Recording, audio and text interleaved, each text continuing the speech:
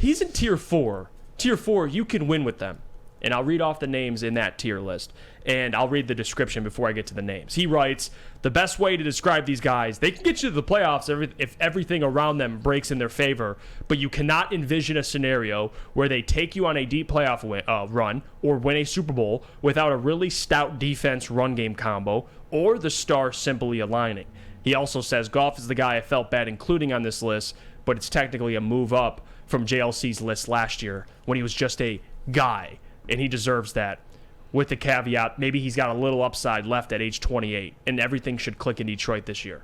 Mm-hmm. Okay, so Jared Goff is in this list. You can win with them, tier 4.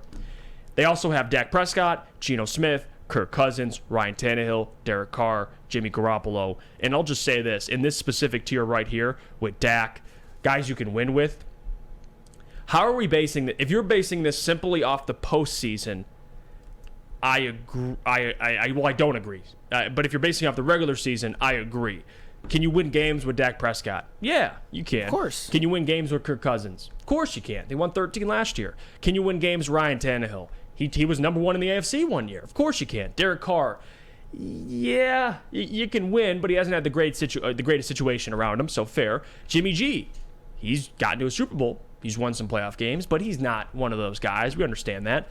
Jared Goff's the only one out of these three, besides Jimmy, has playoff wins, has made a Super Bowl.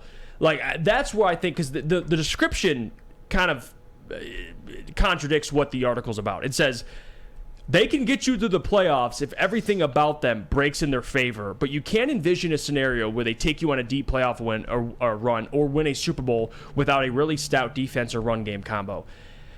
That's fair, but that's like a majority of the quarterbacks. How many guys can take you to a Super Bowl without a run game and a defense? Like, that has to be a part of it for most quarterbacks. Like, and I'm not trying to defend Goff and say he's elite. I don't actually disagree with you saying he needs a defense, he needs a run game. I agree with that, but I still think he's better than every one of these quarterbacks listed. I do. I think he's better than every one of these quarterbacks. It's been shown in the postseason as well. Jimmy G, I think there's a toss-up. Jimmy G's gotten to a Super Bowl, but would you take Jared or Jimmy G?